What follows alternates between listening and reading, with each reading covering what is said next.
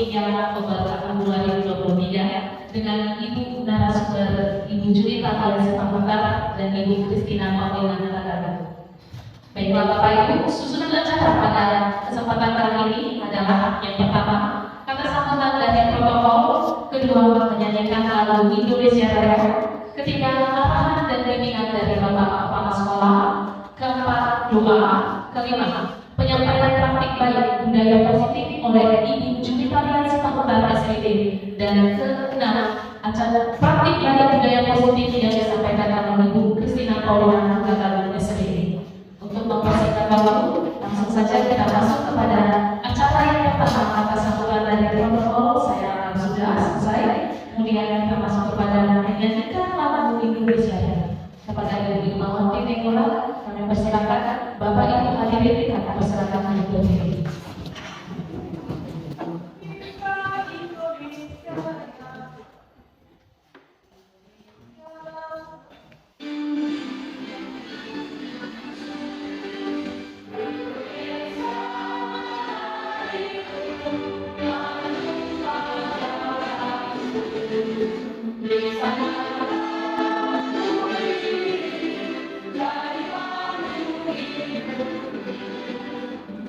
Hadirin dipersilakan duduk.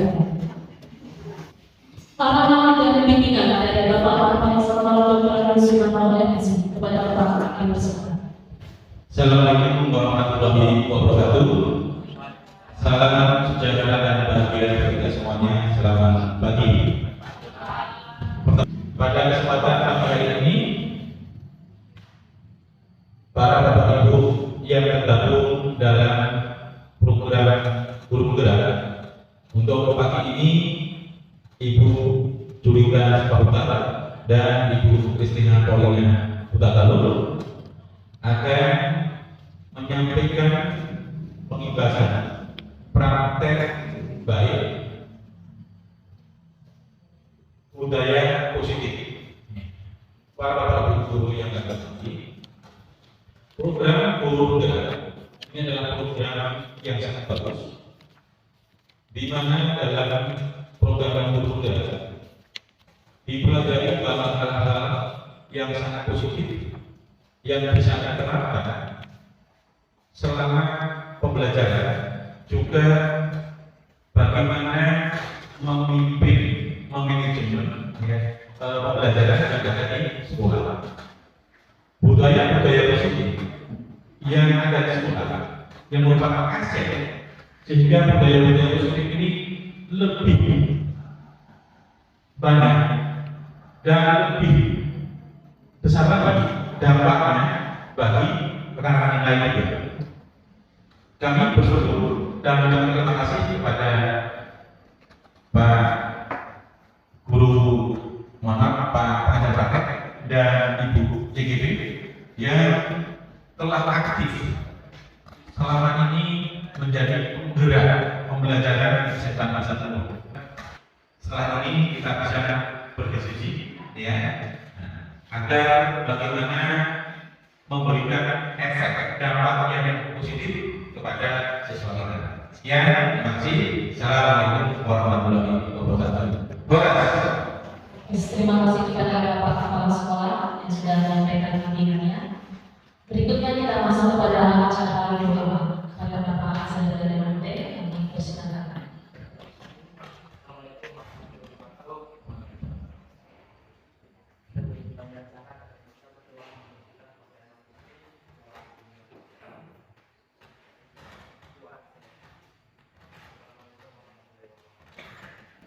Baiklah Bapak Ibu, kita akan mulai acara yang kita tunggu. Tapi sebelum saya katakan, mungkin membantu silakan Bapak Ibu narasumber. Saya mau sangat maklum kalau Bapak Ibu kasih bilang cakep. Jangan lagi kita terbayang-bayang. Langsung saja kita persilakan dan untuk kita Ibu Julita Alias Pamungkas. Terima kasih saya ucapkan kepada Bapak Kepala Sekolah yang sudah hadir untuk membuka acara dalam diseminasi pembebasan praktik baik yang akan saya paparkan untuk hari ini. Terima kasih juga kepada Bapak Heri selaku menyediakan waktunya, dan juga kepada Bapak Ibu guru yang sudah hadir meluangkan waktunya untuk duduk bersama mendengarkan pemaparan saya mengenai perkara ini. Bapak Ibu, di sini saya berdiri bukan untuk mengajari, hanya saja saya ingin mau berbagi apa yang sudah saya dapatkan di masa pendidikan di guru penggerak. Baiklah Bapak Ibu, sedikit saya jelaskan. Saya adalah Vitalis Kabupaten, calon guru penggerak angkatan ke-9 Kabupaten Tapanuli Tengah.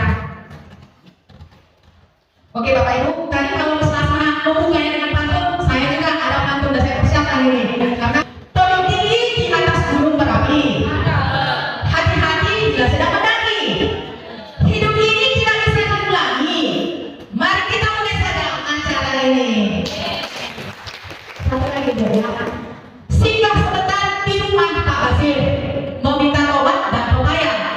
Untuk Anda yang telah hadir, salam hormat dari saya.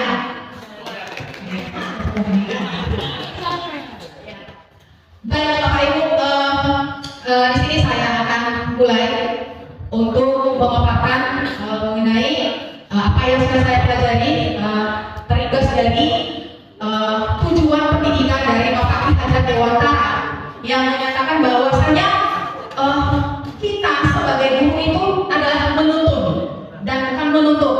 Nah selama ini saya itu maksudnya perjalanan saya sebelum saya menjadi guru penggerak ini, saya identik adalah sebagai guru yang ditampil, yang sebab menuntut terhadap anak, tidak boleh ini, tidak boleh itu, harus begini. Nah ternyata setelah berjalannya pendidikan guru penggerak ini, saya mulai dibukakan pemikirannya bahwasanya pendidikan itu, bahwasanya kita sebagai guru itu adalah menuntut segala kodrat yang ada pada anak ataupun murid. Itu dia Bu. Nah, agar mereka dapat mencapai keselamatan, kebahagiaan yang setinggi-tingginya, baik sebagai manusia maupun sebagai anggota masyarakat. Yang kita harapkan adalah ya, kita itu tidak bisa mengontrol orang lain, ya, tetapi nanti orang itu sendirilah yang bisa mengontrol dirinya.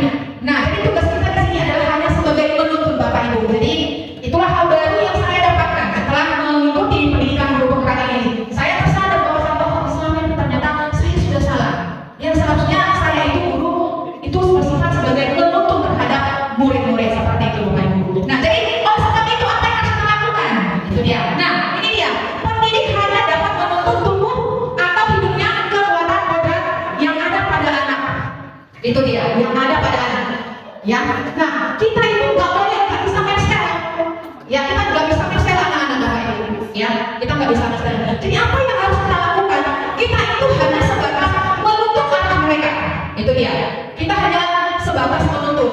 Jadi kita nggak bisa mengubah daripada pola dasarnya. Kita nggak bisa. Ya, jadi mau anak ini gimana? Ya, itu kita berikan kepada dia. Kamu maunya jadi apa? Itu dia. Jadi baik sebagai wali kelas ataupun sebagai wali kelas, guru BK, guru mata pelajaran. Nah, ini sangat bagus untuk kita terapkan kepada peserta didik kita. Itu dia Bapak Ibu. Oke Bapak Ibu, saya lanjut. Nah, melalui apa kita bisa menerapkan? Menuntut tadi bagaimana kita bisa menerapkan kepada anak-anak? Nah, kita bisa melakukan melalui budaya positif. Ya, kita mulai dulu dari diri kita sendiri. Nah, contohnya kita sebagai adalah guru, apa yang bisa dilihat, apa yang bisa dicontoh oleh peserta didik kita, oleh murid kita, atau mungkin oleh sejawat kita, yang nantinya itu akan bisa memberikan kebiasaan baik, yang kebiasaan baik itu sudah berlanjut secara terus-menerus dilakukan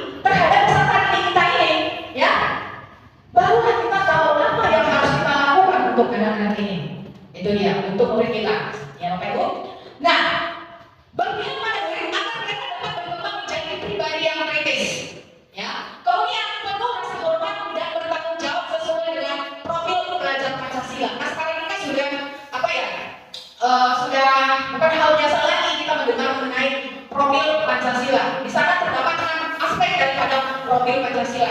Yang mana itu? Ya, nanti akan kita bahas, Ibu. Nah, sekarang saya inilah Bapak Ibu yang akan saya paparkan, ya, konsep inti daripada budaya positif itu. Yang pertama, perubahan paradigma dasar, ya, paradigma belajar, disiplin positif, nilai-nilai kebajikan, kebutuhan dasar manusia, motivasi perilaku manusia, posisi kontrol guru, keyakinan kelas dan segitiga restitusi. Ini dia Bapak Ibu. Nah, pembelajaran dengan paradigma barunya bagaimana, ya kan?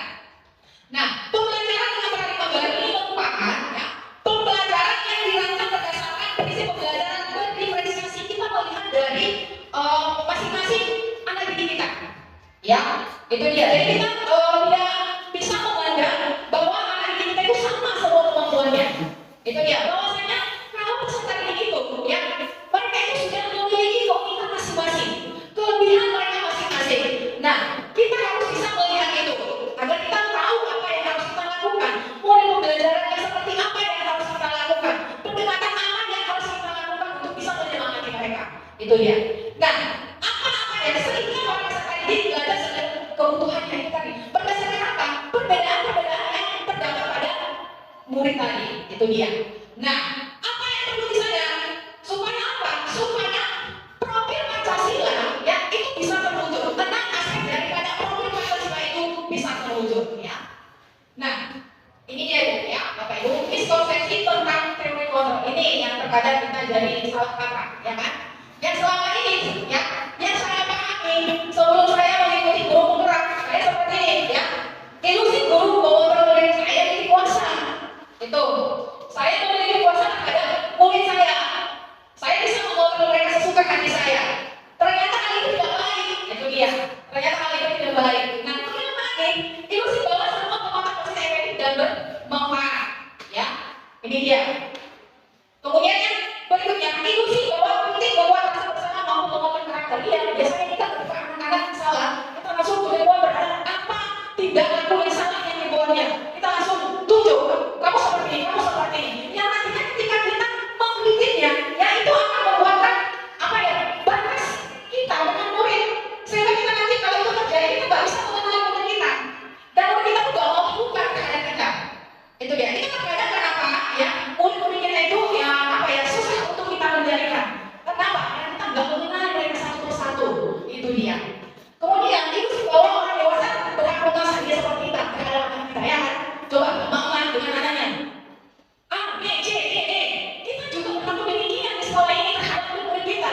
Karena kita berlaku sebagai orang yang memiliki kuasa. Biasanya orang yang memiliki kuasa akan punya kekuatan untuk mengatakan sesuatu pada muridnya seperti itu. Nah, itulah yang selama ini, ya yang selama ini sangat pribadi bagi saya seperti itu.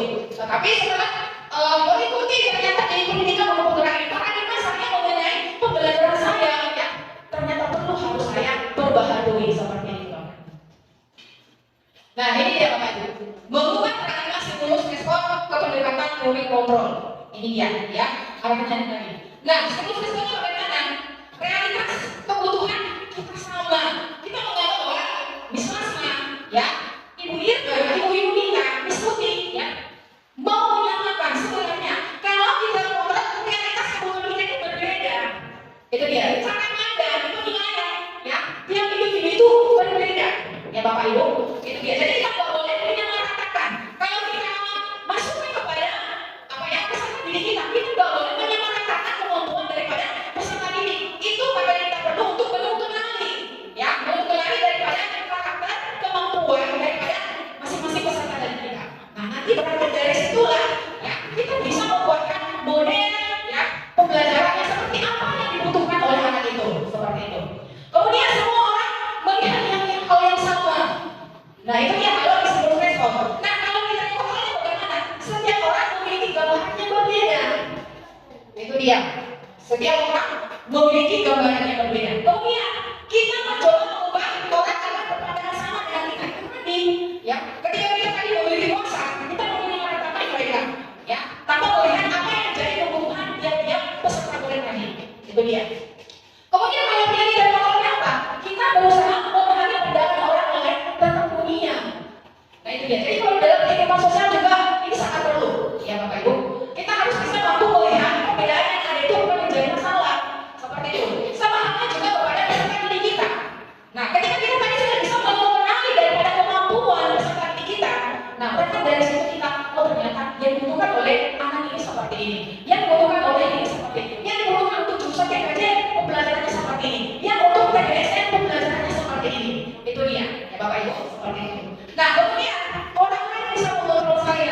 ya orang lain bisa mengontrol saya.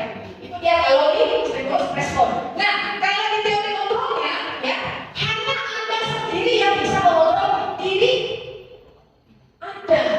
Nah, itu berangkat lagi dari apa? Ya, dari dalam diri kita sendiri. Ketika kita menyadari bahwasanya apa yang akan kita lakukan itu penting bagi kita tanpa adanya ya imbalan ataupun imbasannya kita perlukan ya atau pilihan dari orang lain seperti itu. Tapi dengan kesadaran penuh dari diri kita sendiri lah kita bergerak untuk melakukannya, ya kan? Ini saya masuklah nanti Pak Kepala minta kepada saya seperti itu. Bukan seperti itu maksudnya. Tetapi kesadaran penuh dari kita. Ketika kita tahu apa yang menjadi tujuan kita, promosi kita, ya terhadap apa yang menjadi bagian kita di sekolah ini, berarti berangkatnya dari situ. Jangan supaya nanti saya dapat apresiasi dari Pak Kepala, nanti saya kasih contohnya ya kan, atau nanti saya kasih penghargaan, ya bukan dari situ. Itu merupakan menjadi motivasi yang salah. Jadi yang di sini diharapkan adalah motivasi yang berasal dari dalam diri sendiri, intrinsik itu yang kita harapkan, ya Bapak Ibu. Nah, kemudian pemasangan ya kemudian pada saat menuju kegagalan. Ini dia, ini sangat sering sekali terjadi. Kemudian model kontrol, kolaborasi dan konsensus menciptakan pilihan-pilihan baru. Ini dia, ini nanti berkaitan kepada segmen restitusi. Ini ya Bapak Ibu. Nah, kemudian model berpikir menang dan kalah. Nah, kalau di dalam kontrol, model berpikir menang harus seperti itu. Itu dia ya Bapak Ibu. Nah, ini dia. Yang bagaimana sih dengan ya disiplin positif? Nah, inilah dia ya Bapak Ibu yang ingin kita bagikan supaya kita sama-sama memilikinya, ya Bapak Ibu. Nah, disiplin ya itu berasal dari kata disiplina, yang artinya belajar. Ternyata disiplin itu kalau yang kita artikan secara umum, ya Bapak Ibu, adakah yang mau memberikan? Adakah yang antara kita yang mau memberikan yang disiplin itu yang bagaimana ini? Ya, dibikin Mas, mari dibikin Pak.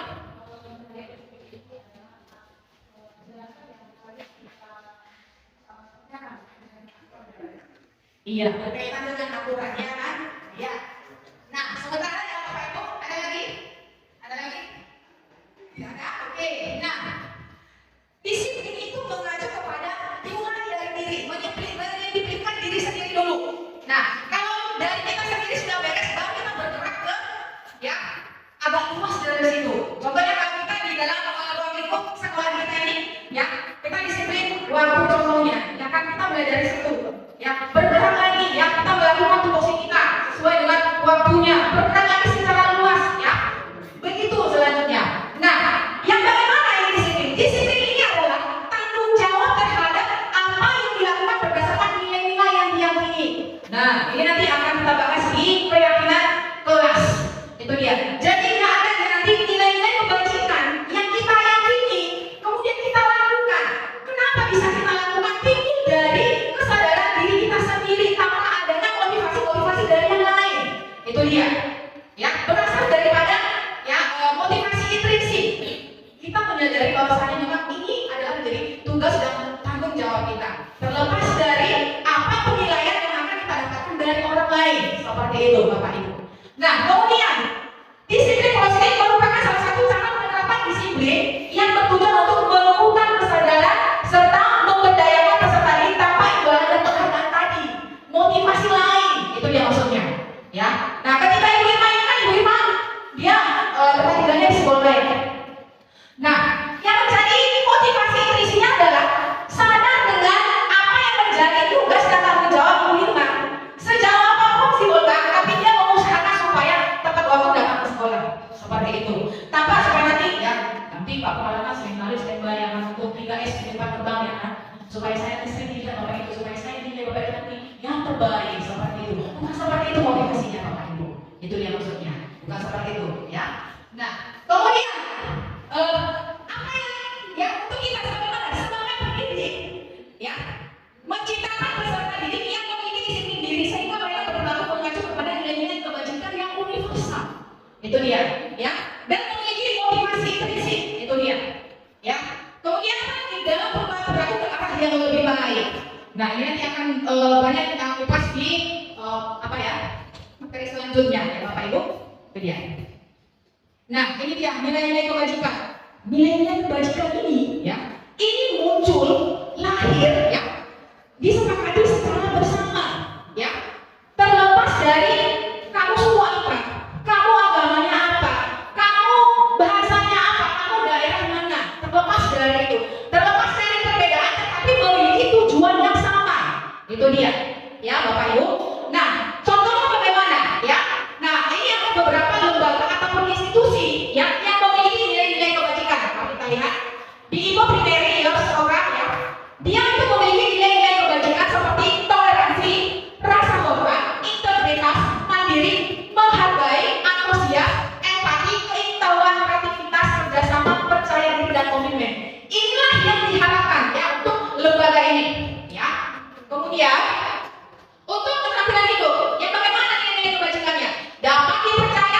lurus hati, pendengar yang aktif, tidak merendahkan orang lain dan memberikan yang terbaik dari diri. Ini dia. Nah, untuk kita sebagai guru di dunia pendidikan, ini dia Bapak Ibu. Nah, profil Pancasila yang memiliki 6 aspek. Ya Bapak Ibu, ini dia. Beriman dan bertakwa kepada Tuhan Yang Maha Esa, berakhlak dan bertakwa mulia, berkebinekaan global, gotong royong, mandiri, kreatif dan bernalar kritis.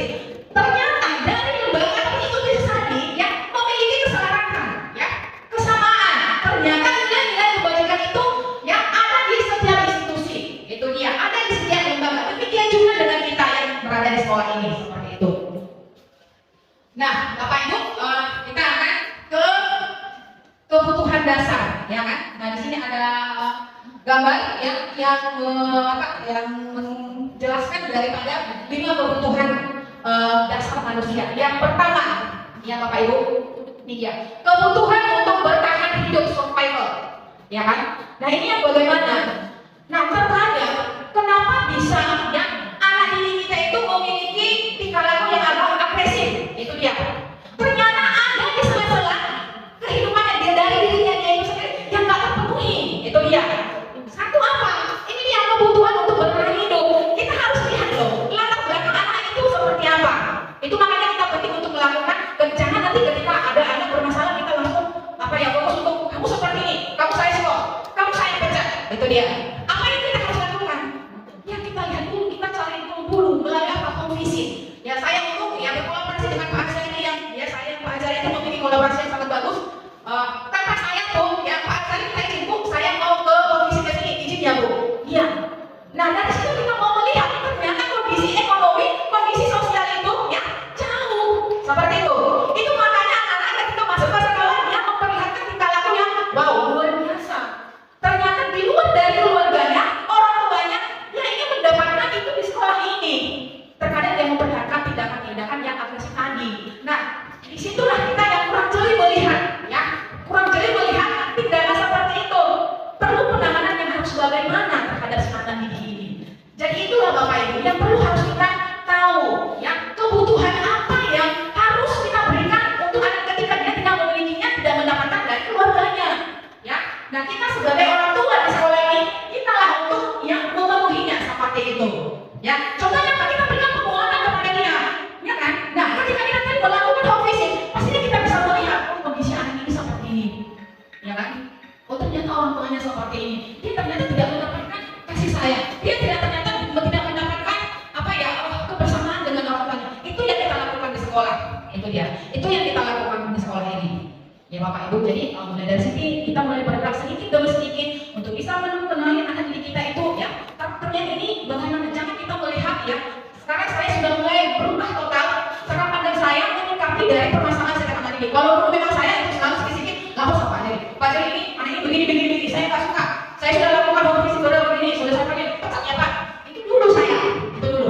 Ternyata setelah saya masuk, ternyata ada kebutuhan yang tidak didapatkan, kebutuhan yang tidak dimiliki oleh peserta didik itu di dalam keluarganya. Nah, disitulah kita masuk untuk bisa memenuhi itu, supaya dia bisa terkendali, ya. Itu dia. Kita nggak bisa mengontrol orang, kita nggak bisa. Kita hanya bisa itu menuntun dia. Ya kita, kamu begini harus begini. Kita nggak boleh seperti itu. Kita nggak bisa sebagai guru yang kita tahu. Kita harus bisa bagaimana kita menyikapi dia dari permasalahan itu. Ayo kita duduk bersama. Kita bincang berdialog. Apa yang kamu rasakan? Ya, itu dia. Kita ajak dia supaya dia bisa terbuka dengan kita. Nah, ketika dia sudah mau memberikan hati, memberikan diri, nah kita mulai masuk dengan untuk kita. Itu dia, ya Bapak Ibu. Nah, yang kedua, cinta dan kasih sayang, belonging, ya kan? Ini tadi, ya. Dari beberapa home visit yang saya lakukan, rata-rata kondisi ekonomi keluarga itu di bawah, itu dia, di bawah. Nah, itulah yang menjadi latar belakang kenapa bisa anak-anak kita itu yang memiliki tingkah laku yang agresif tadi. Itu dia nggak punya, dia nggak mendapatkan kasih sayang, yang dia nggak bisa merasakan nyaman, ya. Itu dia. Nah, jadi kita berangkat dari sini Bapak Ibu. Dan kita mulai, ayo kita mulai mengenali, mendekati ya anak-anak kita, ya bagaimana supaya dia bisa kita tuntun gitu ya. Nah, yang ketiga kebebasan ini ya. Ketika tadi kebutuhan yang pertama, ya kebutuhan bertahan hidup ya.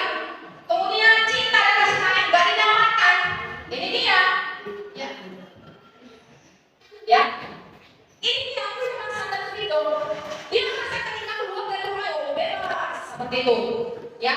Dia merasa seperti itu Bapak Ibu, dia merasa bebas, ya. Ketika dia keluar dari rumahnya, ya, tak keluar dari rumahnya dia sudah merasakan, ya, kebebasannya sesungguhnya adalah seperti ini, itu dia. Nah, kemudian kesenangan, ya kan? Kesenangan, dia melakukan hal-hal yang bisa menyenangkan dirinya sendiri, itu dia. Ya terkadang tingkat ya kelakuan yang dia lakukan itu terkadang sudah menyalahi daripada keyakinan sekolah yang sudah ada, itu dia ya Bapak Ibu. Nah kemudian kekuasaan power, ini dia. Nah ini tadi kali ya kita lihat peserta didik kita itu ya sering berantem. Itu kenapa? Untuk memperlihatkan diri saya ini kuat. Itu dia, saya ini kuat. Itu yang terkadang ya, kenapa bisa seperti itu? Ya, nanti akan kita masuk ke dari kontrol itu. Nah, ini dia. Yang bertahan itu apa? Ini dia tadi. Ya, ketika makan pakaian, ketika makan kesehatan, ya ini dia untuk yang bertahan hidup. Yang itu kasih sayang apa ya? Rasa diterima, ya, dipedulikan, ya, berbagi, kerjasama, menjadi bagian dari kelompok. Itu dia dapat diterima oleh orang lain. Ini terkadang ya. Mengapa akhir-akhir ini yang kasus pembulian ya itu sering sekali terjadi di sini. Ini dia. Ya. Nah, kemudian kekuasaan, harga diri, ya kan? Walaupun dia menjelek-jelekan saya, harga diri saya di mana? Itu dia nih, ya. Kemudian yang kebebasan, harga diri memiliki pilihan mencoba hal baru, mampu mengendalikan arah dirinya. Ya. Kemudian misalnya bermain, humor, antusiasme dan tertawa. Itu dia Bapak Ibu. Inilah dia yang menjadi kebutuhan dasar daripada manusia. Nah, kita masuk ke motivasi perilaku manusia. Ya kan? Nah, motivasi perilaku manusia ini yang ada dia yang motivasi intrinsik, ada dia yang ya ekstrinsik. Yang ekstrinsik itu yang bagaimana, ya kan? Nah, motivasi ekstrinsik itu ya dia melakukan sesuatu untuk menghindari ketidaknyamanan. Itu dia, atau supaya tidak dihukum. Ya, ketika misalnya sudah berada di kelas, kemudian si ego ya kan, lari-lari supaya tidak dihukum oleh Miss Asma. Itu dia. Artinya apa? Dia memiliki motivasi ekstrinsik di dalam itu ya. Kemudian apa lagi? Nah, motivasi perilaku manusia ini bagaimana? Untuk mendapat imbalan, reward. Itu dia. Ya. Jadi ketika ini sering sekali ya Bapak Ibu di dalam ruangan terkadang dulu tuh sering saya lakukan ya memberikan reward di tengah-tengah pembelajaran. Ternyata sebenarnya pemberian reward itu ya kurang baik. Itu dia kurang baik ternyata. Kenapa? Karena nanti akan mengajari anak itu untuk apa ya melahirkan motivasi yang kurang intrinsik apa ya ekstrinsiknya. Itu dia. Jadi karena ada sesuatu dari orang lain yang dia melakukan bukan berasal dari kesadaran dirinya sendiri. Itu dia. Nah kemudian ya motivasi intrinsik yang bagaimana? Ini dia yang diharapkan seharusnya dari kita Bapak Ibu ya. Apa itu? Untuk menjadi orang yang mereka inginkan ya dan menghargai diri sendiri dengan nilai-nilai yang mereka percaya. Kita mulai bergerak dari nilai-nilai kebajikan yang kita yakini, kita lakukan ya bukan karena adanya imbalan atau reward yang kita dapatkan ataupun penilaian dalam wah ternyata yang diskusi menilai bahwa itu jadi keren itu ya bukan untuk mendapatkan hal itu dia. Tetapi kita mengerjakan ketika kita menghargai diri kita, menghargai waktu kita sadar penuh untuk hal itu. Itu dia kalau dia di motivasi perilaku manusia yang intrinsik ya Bapak Ibu. Nah ini dia hukuman ya. Tadi untuk menghindari hukuman ya. Itu bagaimana kalau hukuman ini ya. Ini dia tidak terencana tiba-tiba. Contohnya Ibu Mega ya Ibu Mega berada di gerbang ya kan. Nah anak-anak terlambat ya. Anak-anak terlambat ya. Dengan seketika ada tindakan yang dilakukan ya suatu bentuk hukuman seperti itu Bapak Ibu. Kemudian murid yang tidak tahu apa yang akan terjadi ya tidak dilibatkan ya untuk membuat suatu kesepakatan itu dia. Nah bersifat satu arah berupa hukuman fisik itu dia ya. Kemudian yang untuk konsekuensi bagaimana? Konsekuensinya terencana disepakati sesuai peraturan. Nah itu dia biasanya di awal apa ya ajaran tahun baru ya. Ini sering sekali kita lakukan ya kan. Bertemu dengan peserta didik yang baru kemudian kita langsung buat peraturan kelas. Peraturan kelas itu lahir dari ini kesepakatan yang dibuat yang dilakukan secara bersama kita dengan murid. Itu dia. Nah ketika kesepakatan itu dilanggar oleh murid maka akan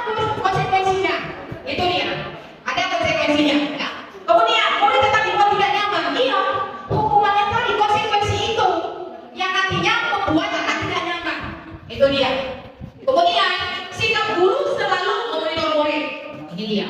Inilah dia kalau yang konsekuensi. Nah, apa yang dibutuhkan? Apa yang perlu untuk kita lakukan Bapak Ibu untuk menyikapi permasalahan ya tingkah laku yang agresif tadi dari peserta didik kita, dari murid kita? Apa yang perlu kita lakukan? Yaitu kita melakukan restitusi. Itu dia. Inilah yang perlu kita lakukan. Restitusi itu apa? Ini dia. Proses menciptakan kondisi bagi murid untuk memperbaiki kesalahan. Kita bukan ya kalau dalam restitusi ini kita bukan apa ya menunjukkan bahwa ini kesalahanmu, tidak. Bukan seperti itu maksudnya kalau di dalam restitusi. Tapi kita ya menuntut mereka untuk apa? Mengenali secara pribadi, secara dari dirinya sendiri bahwasanya ya Bu, saya salah sudah melakukan ini. Yang pertama itu mengenali, mengetahui apa yang menjadi kesalahannya. Ya Bu, itu dia kalau di restitusi. Jadi kita bukan menunjuk bahwa ini yang menjadi kesalahan. Kamu itu ini, ya kamu kayak kenapa pergi ke gunung atau kamu pakai sepatu yang bukan warna hitam. Kita jangan menunjuk apa yang menjadi kesalahannya. Ya, itu dia. Kemudian lagi proses kolaboratif yang mengajarkan murid untuk mencari solusi sendiri. Nah ini dia. Nanti di dalam restitusi ini akan ada dialog yang akan terjadi dari kita kepada murid kita. Itu dia ya Bu. Nah, ini dia Bu ya. Ada dia ya 5 posisi kontrol guru. Nah, coba Bapak Ibu kalau kita lihat yang ini, apakah sebagai pemukul, pembuat merasa bersalah, teman, pemantau, atau sebagai manajer? Kalau yang ada di depan ini kira-kira yang mana kita di situ? Pemukul ya, biasanya selalu mencari pemukul ya. Ya. Oke, ada lagi yang dari sebagai manajer, Ibu Melinda sebagai manajer ya. Oke, tadi sebagai pemukul. Dari Ibu Mega, kira-kira yang mana posisinya di sini? Pemantau, ya kan? Ya, Mas sekali menanyakan kok. Ya. Ya, ada lagi nih Bapak Ibu? Sebagai teman ya, sebagai teman. Oke, Bapak Ibu ternyata ya kelima-lima ini ya 5 posisi kontrol ini sebenarnya ada pada diri kita sendiri. Itu ya. Terkadang kita sebagai pemantau, terkadang kita sebagai pemukul, terkadang kita sebagai pembuat merasa bersalah, sebagai teman, ya, sebagai manajer. Itu dia. Ya. Nah, yang bagaimana? Ya, yang bagaimana yang dimaksudkan dengan sebagai yang posisi kontrol penghukum ini dia. Ini contohnya ketika ya Ibu Wita ya kan sedang piket di gerbang ya tiba-tiba ada anak yang berlari diperhatikan sepatunya warna putih. Nah berdasarkan dari peraturan sekolah ya siswa itu tidak diperbolehkan untuk memakai sepatu yang berwarna beda selain warna hitam. Jadi apa dia? Kamu ya ini dia silakan buka sepatu ya atau seperti ini silakan kembali ke rumah untuk mengganti sepatumu. Kalau kamu tidak kembali ke rumah berarti kamu lepaskan sepatumu baru kamu masuk seperti itu. Itu dia kalau posisi penghukum seperti itu. Nah, pembuat merasa bersalah ya. Beberapa kali ibu bapak harus memberitahu kamu. Ini biasanya orang yang sering terlambat, ya kan? Hari Senin terlambat, Selasa terlambat, Kamis juga terlambat. Nah, datang Bu Wita, ya kan? Kamu yang tahu terus terlambat. Senin, Selasa, Rabu, Kamis terlambat. Nah, seperti itu, ya. Kamu itu membuat ibu kecewa loh, ya. Seperti itu. Itu dia kalau kontrol sebagai pembuat merasa bersalah. Itu dia, ya. Kemudian sebagai teman ini, ya. Ini dulu saya sering kali seperti ini, ya. Ayo dong, bantu, ya. Bantu ibu, ya. Nanti bapak kepala sekolah menegur ibu kalau kamu nggak seperti ini. Atau mungkin, ya, Ibu Silvi, ya kan? Ayo Anissa, kerjakanlah, ya. Dengan pernyataan kita seperti itu, ya, memang ada kenyamanan yang didapatkan oleh murid, ya itu ya. Tetapi ada hal yang negatif, yang artinya akan lahir dari kontrol yang akan kita berikan kepada siswa ketika kita bersikap sebagai teman, ya. Itu ya. Kemudian sebagai pemantau, ya. Kamu sudah melakukan peraturan sekolah, kamu tahu konsekuensinya, itu ya. Ketika Ibu Mega, ya, sedang berada di depan gerbang, itu dia. Ya, setelah sekolah kamu ikut piket kebersihan, itu dia sebagai pemantau, ya Bapak Ibu. Nah, manajer ini ya. Kalau sebagai manajer, bagaimana dia? Apakah kamu tahu kesalahanmu? Nah, ini adalah pertanyaan di mana bukan guru yang menunjukkan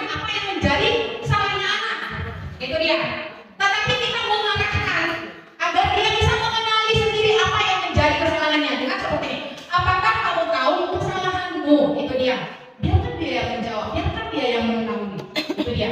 Kira-kira bagaimana kamu memperbaiki kesalahanmu? Bukan kita yang memberikan solusi, bukan kita yang memberikan solusi, tetapi murid itu sendiri ketika dia sudah sadar apa yang menjadi kesalahannya, maka dia bisa mencari ya solusinya sendiri untuk bisa memperbaiki tingkah lakunya ke depan seperti itu. Nah, kira-kira dari kelima posisi kontrol guru ini, kira-kira Bapak Ibu, yang mana yang harusnya kita lakukan? Pemantau dan manajer. Iya begini Bapak Ibu. Inilah yang diharapkan dari kita. Kita itu harusnya bisa bersikap sebagai manajer. Inilah yang diharapkan dari kita ya Bapak Ibu. Ini.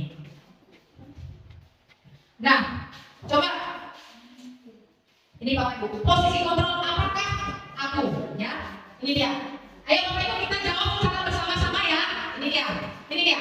Ayolah lakukan demi ibu Bapak ya. Ini dia kontrolnya mana Bu? Kontrolnya mana? Teman ya. Ya, ini adalah teman ya. Ayolah seperti itu ya. Kemudian ini kamu tidak pernah benar melakukannya. Buat merasa bersalah. Iya, jawab.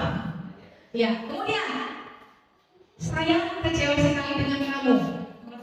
Ini dia yang membuat merasa bersalah itu yang adalah tadi mantap ini ya. Ini dia. Apa rencanamu untuk menyelesaikan masalah ini? Yang mana nih Bapak Ibu? Manajer. Oke ya.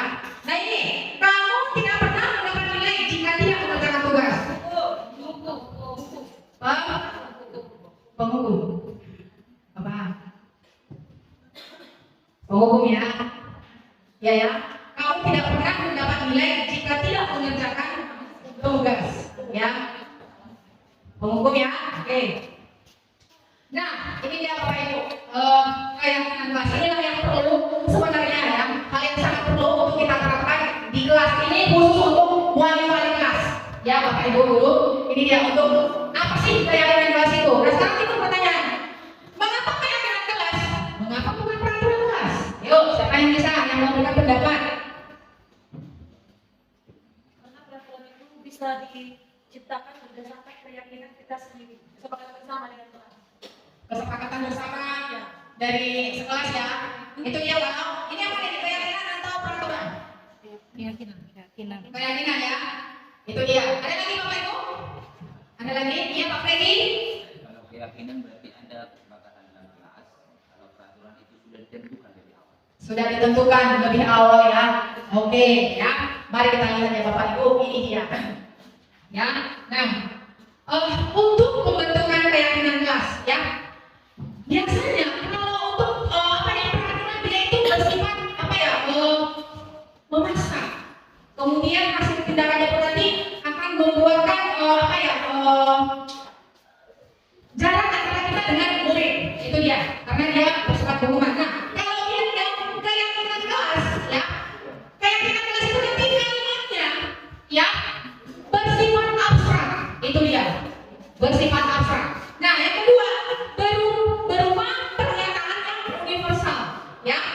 Dimuat dalam pernyataan yang positif ya. Ini dia. Jadi tidak ada kata harus ya. Itu dia. Harus melakukan piket kebersihan ya. Itu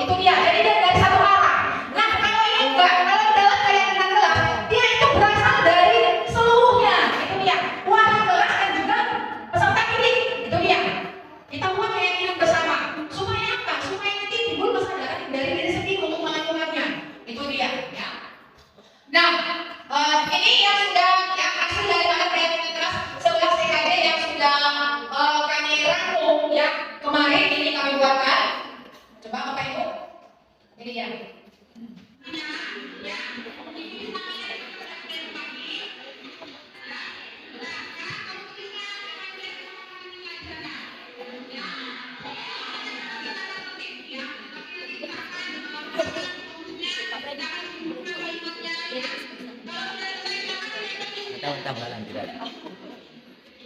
Bukan.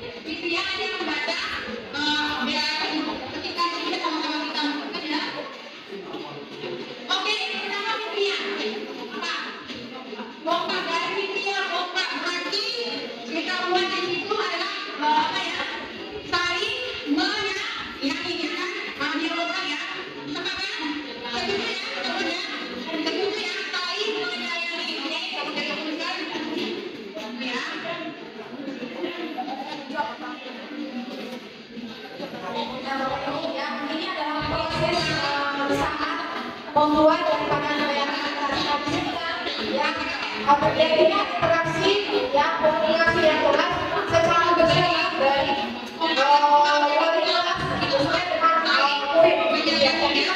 Kayak minat kelas ini berasal dari keputusan bersama, itu dia. Jadi bukan berasal dari satu kali saja, dari dua atau dari sekolah, itu dia Bapak Ibu. Jadi murid itu sendiri yang mengeluarkan apa yang menjadikan mereka berdasarkan lahir dari nilai-nilai kebajikan yang dimiliki, itu dia Bapak Ibu ya. Menjaga pelatihan ya. Nah, jadi contohnya tidak boleh beribu di kelas. Jadi kata tidak boleh ini tidak bercanda ya terdepan di kelas. Seperti itu ya. Tidak boleh bercanda. Berarti disiplin waktu, ya kan? Seperti itu. Jadi kata tidak yang merupakan bentuk seperti apa ya, peraturan, ada tindakan hukum yang bisa ya. Nah, jadi kalau tidak ada yang seperti itu. Jadi yang saya menggunakan adalah bahasa-bahasa yang universal seperti itu.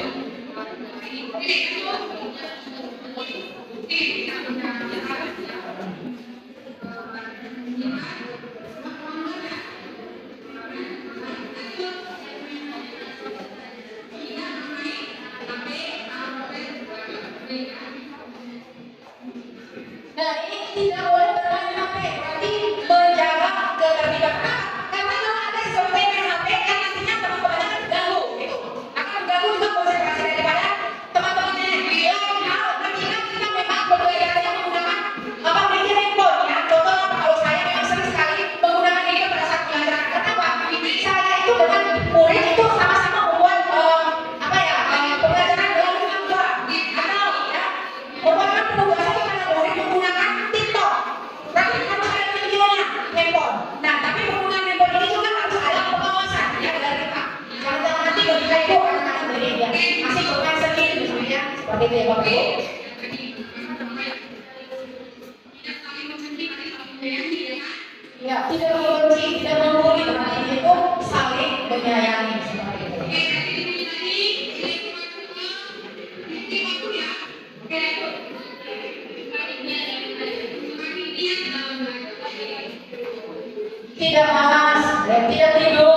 semakin dia belajar.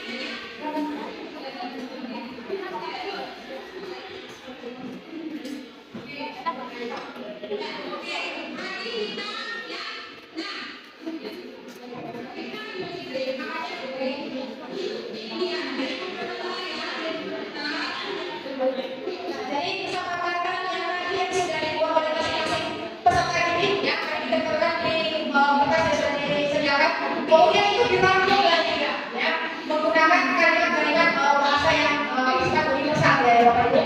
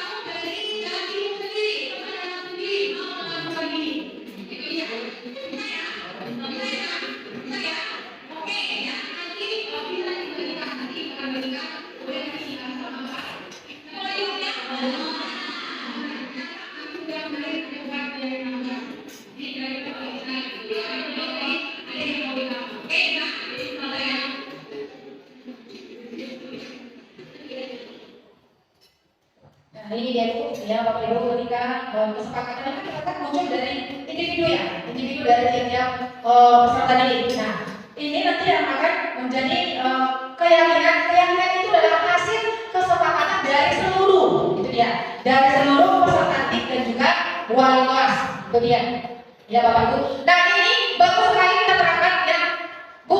Apakah hanya wali kelas yang bisa membuatkan keyakinan kelas tidak? Ini bisa berangkat dari guru mata pelajaran. Itu dia. Jadi saya jam pelajaran Ibu ya, contohnya jam pelajaran Ibu Tuti, diskusi ya. Inilah kesepakatan keyakinan yang akan kita lakukan. Itu dia, ya.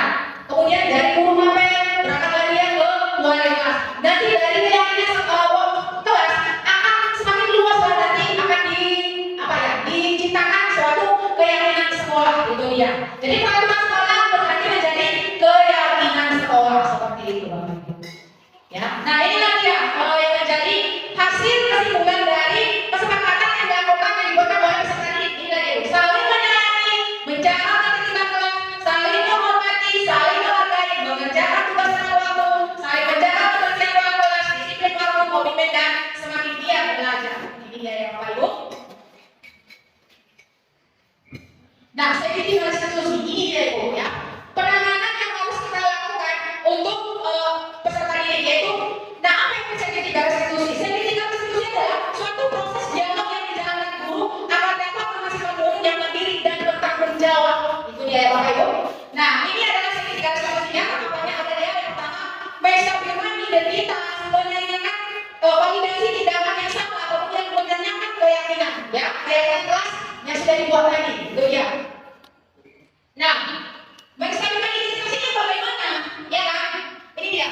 Berbuat sama itu wajar. Itu nenek ngomong kepada anak, ya. Jangan kita bilang kamu itu salah. Tidak. Tapi kita berusaha menetralkan kondisinya dulu dengan pembenaran. Ya. Semua manusia ya pernah melakukan kesalahan. Bahkan ibu juga pernah melakukan hal demikian. Seperti itu. Jadi kita mulai untuk menetralkan kondisi dulu. Kemudian ya tidak ada manusia yang sempurna ya. Ini dia. Jadi ini kan yang untuk prinsip untuk menstabilkan identitas ya Bapak Ibu.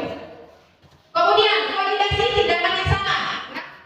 Ini dia. Jadi kita tanya dulu ya. Kamu pas pasti punya alasan. Jangan kita, kamu salah begini. Kita tanya dulu ya. Kamu pasti punya alasan. Mengapa melakukan hal demikian? Ini dia. Ya, ini dia adalah pertanyaan-pertanyaan ya yang perlu kita berikan kepada anak-anak. Ya, menggali dari situ nanti kita berangkat menuntunnya. Itu dia. Ya, bisa mengenali apa yang menjadi masalahnya, kemudian bisa mencari sendiri solusinya. Itu dia, ya, Bapak Ibu. Ini dia. Nah, setelah itu apa yang kita lakukan? Kita tanyakan keyakinan kelas yang sudah kita sepakati. Nah, kita pilih keyakinan yang mana yang tidak, yang belum kamu lakukan seperti itu. Ya, Bapak Ibu, ini dia. Nah, oke, mari kita lihat. Ya, Bapak Ibu, ini contoh daripada segitiga restitusi yang sudah saya lakukan, ya, Bapak Ibu, di dalam penanganan masalah terhadap anak.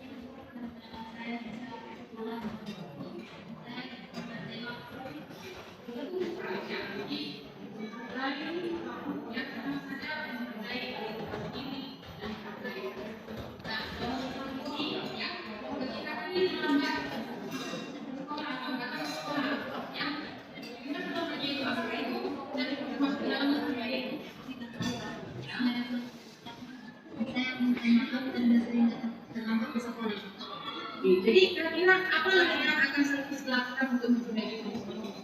Saya akan menceritakan itu supaya bangsa kita cepat dan tidak terlambat ke sekolah ini. Ya, bagus sekali. Ini sudah beri perhatian yang baik dari bangsa ini, ya, dari ini dan kita mesti tahu apa yang harus kita lakukan. Oke, nah baik solusi. Tadi ibu akan bersama dengan ini, ya, supaya tidak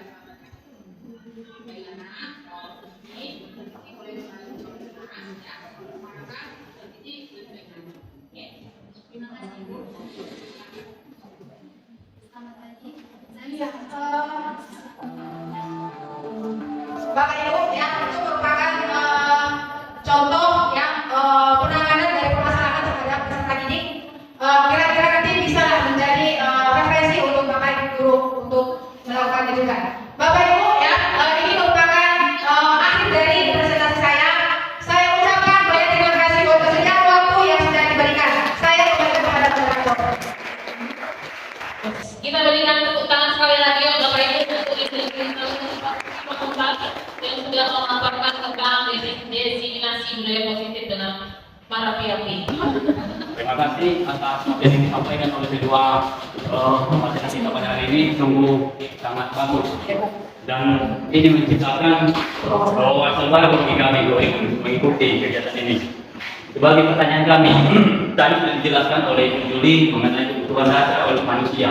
Makanya kita berlandaskan menciptakan budaya positif. Di sini kami mau bertanya, menciptakan budaya positif itu harusnya dari pendidik dulu, baru nanti ke siswanya. Tetapi bagaimana kalau budaya positif itu tidak bisa tercipta karena kebutuhan manusia tidak terpenuhi? Terima kasih.